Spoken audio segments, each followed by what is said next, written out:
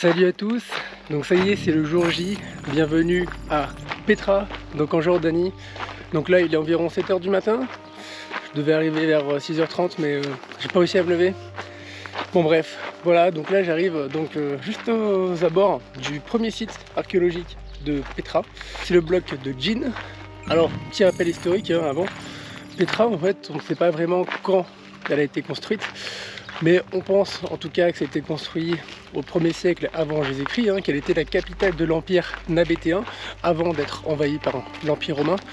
Donc ce qui est important aussi de savoir, c'est qu'après l'invasion de Petra par l'empire romain, il y a eu un tremblement de terre en fait dans les alentours, ce qui fait que la ville a été complètement oubliée. Et c'est qu'en 1812, en fait, un explorateur suisse du nom de Burckhardt, je prononce mal son nom, qui a redécouvert en fait Petra. En fait, il s'est non pas déguisé, mais il s'est mis dans la peau des Arabes de l'époque et il a pu en fait avoir les portes ouvertes au site de Petra et redécouvrir le site. Et donc c'est après 1812 que Petra a commencé petit à petit à redevenir populaire, puisque la ville était tombée dans l'oubli après l'invasion de l'Empire romain et suite à ce fameux tremblement de terre. Voilà. Et donc là, on arrive au niveau du bloc de Djinn qui est juste en face de moi.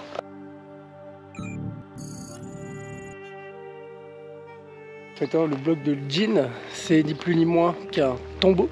Et donc vous pouvez voir en fait qui est représenté 5 arches. Et donc ça représente en fait les personnes qui y sont enterrées. Donc ce qui est bien, c'est que, et ce que je vous recommande, c'est de venir très tôt le matin, parce que sinon il y a un afflux de touristes pas possible. Alors tout dépend aussi de la période à laquelle vous le faites. Mais c'est toujours mieux d'être seul. Et donc Petra ouvre à 6 h 30 du matin. Là on est arrivé un peu plus tard parce que j'ai pas entendu le réveil en fait. J'ai entendu le réveil mais dans mon rêve. Donc ça pouvait pas marcher. Enfin je l'entendais mais c'était une petite sonnette où je m'amusais. J'ai rien entendu. Et donc voilà, donc là on arrive dans le Siq, donc cette fameuse gorge. Donc je vais vous montrer une partie mais elle est très longue, elle fait 1200 mètres pardon. Et donc c'est relativement impressionnant. Et donc aussi, petite info, Petra en fait c'est immense. Petra, vous voyez, et Alcazar, c'est ce que vous voyez le plus souvent, donc cette fameuse tour de 40 mètres de haut. Mais il n'y a pas que ça en fait, il y a 15 sites archéologiques et donc c'est sur plusieurs kilomètres. Et donc c'est très long, il y a pas mal de marches à faire. Mais il y a beaucoup de sites archéologiques en fait. À Petra, il n'y a pas qu'une chose à voir et on a 15.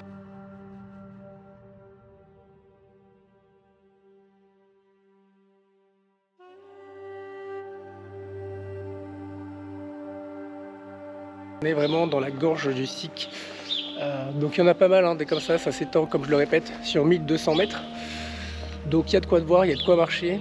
Et vous voyez, vous pouvez entendre que ça résonne un peu. Voilà. Et donc tout ça c'est naturel, évidemment, ça n'a pas été construit par les Nabétéens. C'est purement naturel.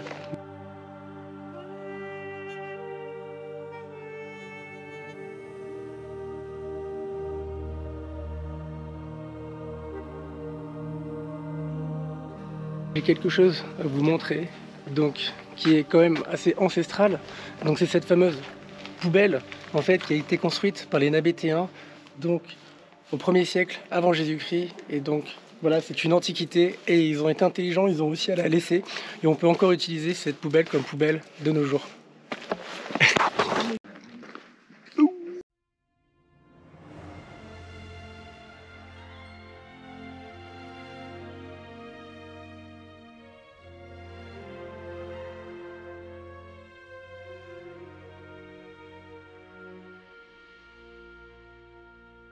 On prend un peu de hauteur, on monte, en fait on a escaladé le rocher pour prendre de l'altitude sur Petra, enfin sur El Kazna pardon, sur El Kazna.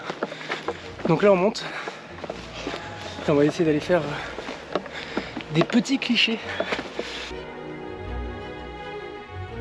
Donc voilà, on a pris de la hauteur, et donc là on est juste en face de Al Kazna. Donc il est juste là, donc on a monté en fait sur les montagnes sur un petit chemin qui n'est pas visible. Et voilà. C'est beau,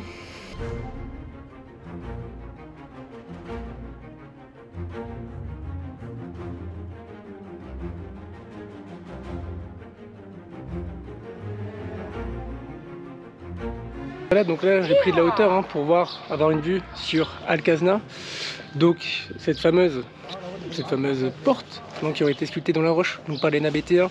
Donc il y a de ça, donc comme je le répète, au 1er siècle avant Jésus-Christ, et donc qui enfermerait le trésor du pharaon.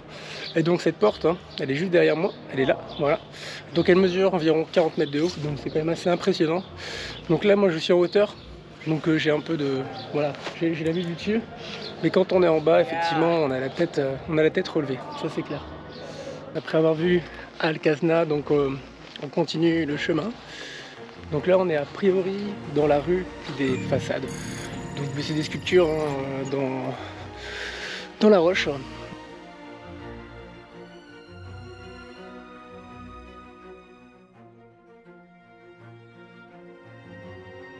On grimpe pour rejoindre une deuxième porte, un mini Al-Kazna. C'est assez impressionnant hein. Les constructions, parce qu'il faut savoir que tout a été sculpté dans la roche, vraiment tout a été sculpté, et donc pas mal de boulot.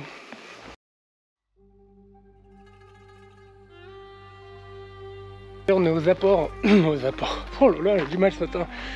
Donc là on est aux abords d'une autre porte, juste ici derrière moi, voilà, c'est quand même grandiose hein. C'est grandiose, on va s'avancer un peu. Et on peut rentrer. On peut rentrer. Bon bah on va y aller. Non. C'est le caca.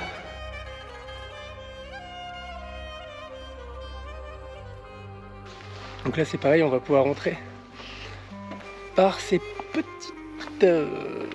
petites portes, petites passerelles. Il y a de l'érosion en fait hein, sur les surfaces par rapport c'est l'écoulement de l'eau, parce que je pense qu'ici par contre quand il pleut ça glisse de ouf. Donc voilà, donc là on a des petites sépultures enfin sépultures non je sais pas ce que c'est exactement, j'ai pas bien lu le manuel.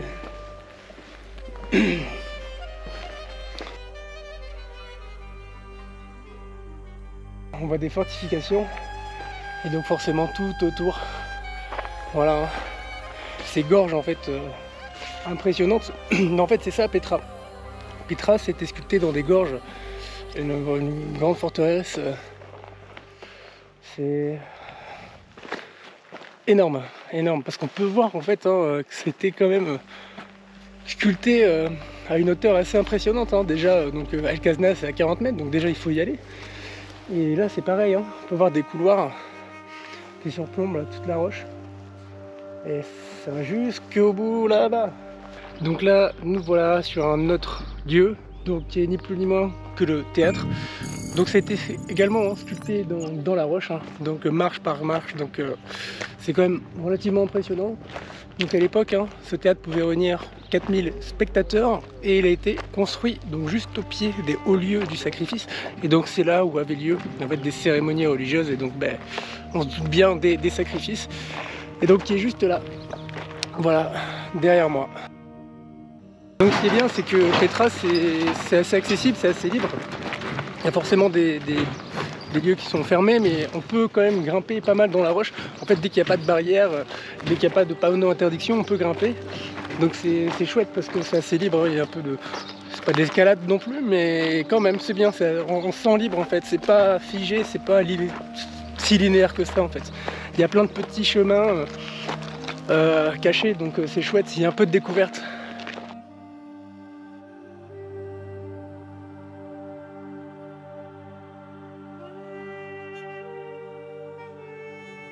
Donc hein, j'expliquais à ce moment-là que j'arrivais devant les tombeaux royaux. Et donc il y a juste 4 tombeaux royaux. Donc le tombeau de l'urne, le tombeau de la soie, le tombeau corinthien et le monument palais. Donc le tombeau de l'urne hein, tire son nom de l'urne qui couronne le fronton. Le tombeau de la soie, lui, est orné de différentes roches colorées. Le tombeau corinthien est similaire à celui donc celle du trésor, donc El Kazna. Et ensuite, le monument palais qui possède une façade à 5 étages. Donc à ce moment-là, hein, j'expliquais qu'on nous étions invités par des bédouins Voilà, ils nous ont invités à prendre le thé puisqu'ils s'étaient installés dans le temple de la soie. Voilà, et donc on a pu partager un bon moment avec eux et c'était bien sympa. Donc là, nouveau lieu, donc nous sommes, attention pour la prononciation, Aksar al-Bint, qui a été en fait le temple principal de Petra pendant longtemps. Et donc c'est un temple qui est de forme carrée, qui fait 23 mètres de haut, donc pas trop mal. Et donc le voici. Donc là, on avance et on arrive vers le dernier monument, donc c'est le monastère Ad-Deir. Et donc c'est un des plus grands monuments de Petra, puisqu'il fait 47 mètres de large et 48 mètres de haut. Et donc c'était à l'époque, je crois qu'il date de 2e siècle après Jésus-Christ cette fois. Et donc il était destiné à des réunions culturelles essentiellement. Et donc c'est encore plus grand que Al-Kazna. Et donc plus large et plus haut, de 8 mètres. Voilà.